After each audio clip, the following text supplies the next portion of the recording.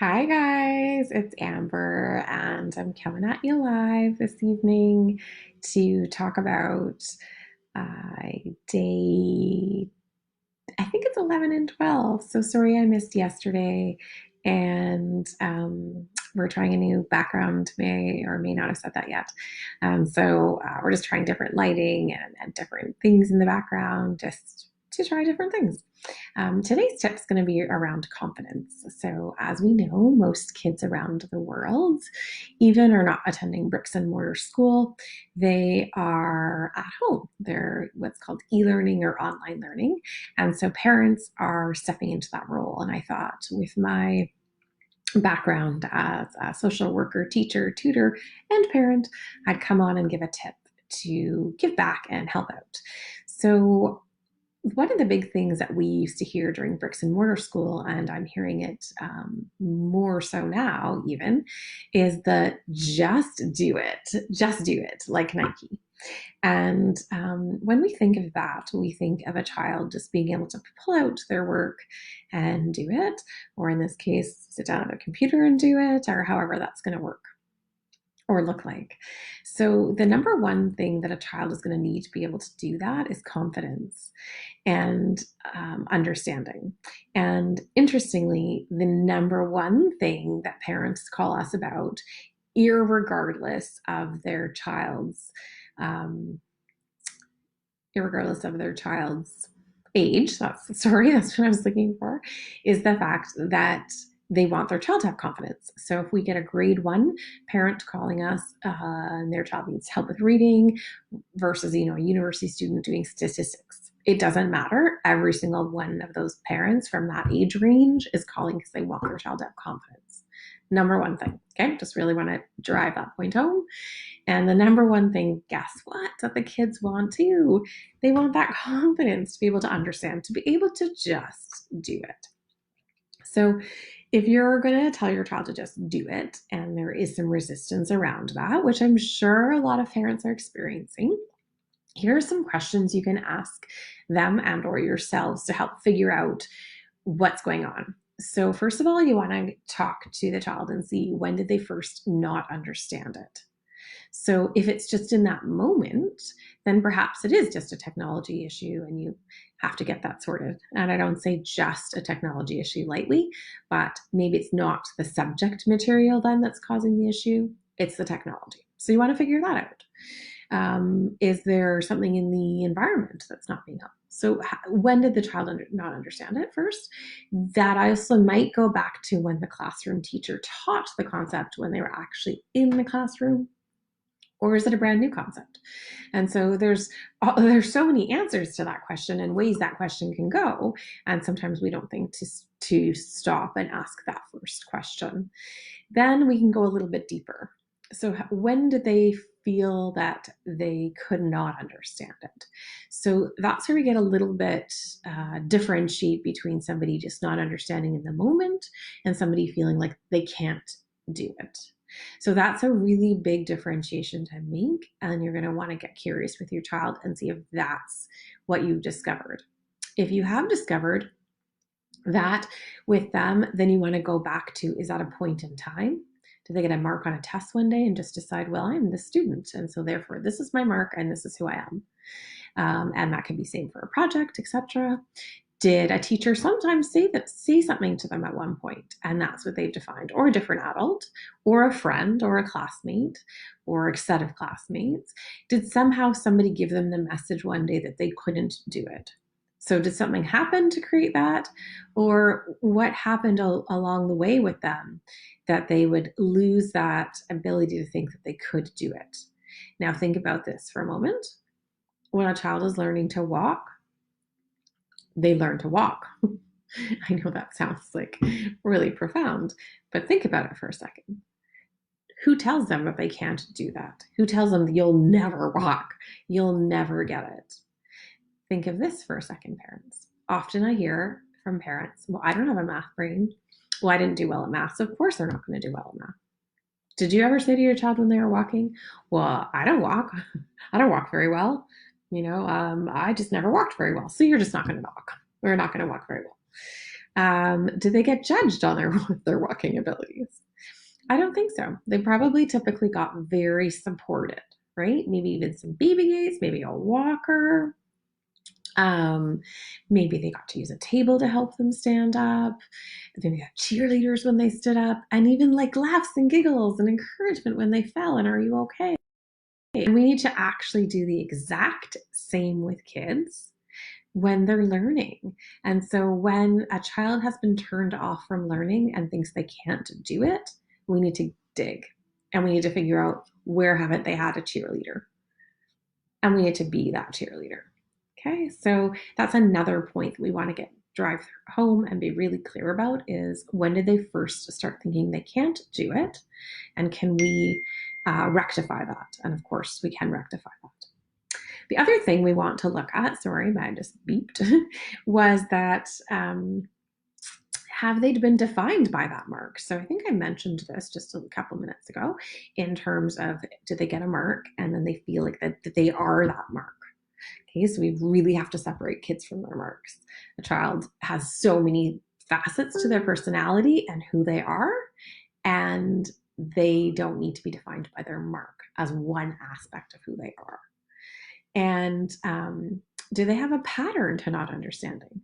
So is it a particular subject that they're always being resistant around?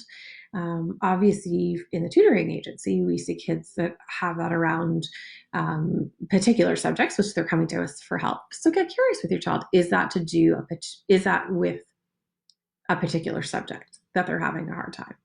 So is that to do with math all the time? Do you see that with reading? Do you see that with English? Get really curious with them. Honestly, it could be the teacher. We can all admit I'm a teacher myself and was a teacher myself. If somebody doesn't enjoy your class or enjoy the way you teach, then perhaps they're not going to be really happy to do that subject. Perhaps they haven't understood a concept or a way that I was teaching something. That's going to be really important to notice and to note and to talk to your child about. Is it the pattern of not understanding come from something a little bit deeper? Do they not know how to get started, for instance? So you see that every single time they get started with their work, but once they're started, they're into it and they're doing it. So what can you do to make getting started a little bit easier? So you want to figure out what the pattern is to the child just not being able to do it. What's their connection between learning what they're learning and their life and what they're passionate about and interested in? Our brains just go light up and go on fire when we're going to learn about something that we're passionate or interested about. YouTube, best friend at that point when you are kind of searching like, how am I going to relate this to this? So math, how are you going to relate math to dance? How are you going to relate math to horses? For instance, if those are some of your child's passions. We had a child who was really into horses, and this is going back a number of years ago, and I simply put in horses and math, and there was workbooks created right around that subject. That child went from thinking that they couldn't do math and there was no way they were just going to sit down to do math to begging for more horse math books because it related to something so much that they liked at every single moment with it. They could become engaged and then they'd go do their passion and their brain would go like, oh, light up. There's a reason to learn math. There's a reason to retain the information. There's a reason to hold on to it. So how often do you talk to your child about their interests and relate it to the subjects they're doing? Instead of going down the path of, you're never going to use this. Why are we learning this? Not appropriate, not great to do, guys. We are their mirrors. They are our mirrors and we are their role models. And so you really want to make sure when you're saying things like that in terms of a subject that you're bringing out the positives and you're really finding a way to relate it to things that they like. You want to also see that they're embracing their mistakes. So if you remember, we talk about mistakes being oh my goodness, mistakes being, I'm making a mistake. Hold on. Take two. That mistakes are, that was not planned, spelled, or the word mistake is, is spelled as two words, okay? So normally it's spelled as one word, mistake, but I want you to spell it as two words, like miss and then take. And apparently to say that word tonight I needed to make several mistakes. Okay, you can see actually in our thing there's the clapperboard right up there, and the clapperboard, it's purple. It's to actually signify that with kids that and sometimes we even do the motion like, psh, okay, take one, psh, take two. I do sound effects too. And then that is to say that you want to make sure your kid is understanding that to just do it, whether that's math or English or what have you, they're going to need to make mistakes. And you're going to need to help them embrace that. When I tell kids the difference between tutoring and school is that we don't judge and we don't mark. And when a mistake is made, it's actually on us to help them figure it out. So it's not on them to figure it out, it's on us to help them figure it out. And I think it was maybe last week, I just had a kid whose eyes just got totally wide. And like it looked like that, emoji of mind blown. He just looked mind blown. Like, what? You're not going to just kind of shove it back to me and say, you figure it out? Like, you're going to sit there and you're going to be just as invested as I am in making sure it's right and that I understand it. I'm like, yes, that is actually all that tutoring is. And so we really have to work with kids and parents on embracing the fact that they could make mistakes. So we want our kids to fail. We want our kids to fail repeatedly. I'm going to pause there. Go back to that again. We want our kids to fail repeatedly, just like they did when they were learning to ride a bike, just like they did when they were learning to walk. If we didn't learn to walk until we were adults, how many adults would actually be walking? I'm going to leave you with that because I think that's super important to think about in terms of the fact that we tell our kids to just do it. And there's all of this that could be going on for them, and we need to get curious and talk them through those things. If you have any questions about any of that or need any help, we're here to help you at Tutoring with a Twist.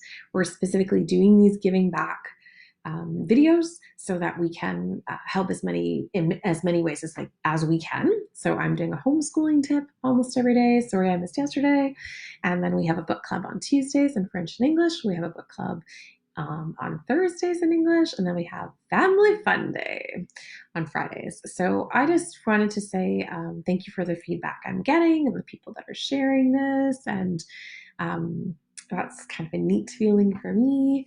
And any more feedback you want to give me and or questions that you have, that would be great. We're going to end how we always do on these videos, which is finding our heart. So you can see the heart is also in our logo. So you want to find your heart, whether it's in your chest, you find your heartbeat, whether you find your pulse on your neck, whether you find it on your wrist. And you want to remember that if you're finding your heartbeat, you're winning. And you can get through the next moment. And then sometimes you can get through the day or the week. But during a pandemic, let's just get through the moment. All right? So everybody, hand on your heart or on your wrist or on your neck. And remember that you can get through this moment and get through to the next one because you're winning, because you're feeling your heart. Thanks so much, guys. Hope you're having a great night. And I look forward to doing some more lives with you guys. Bye.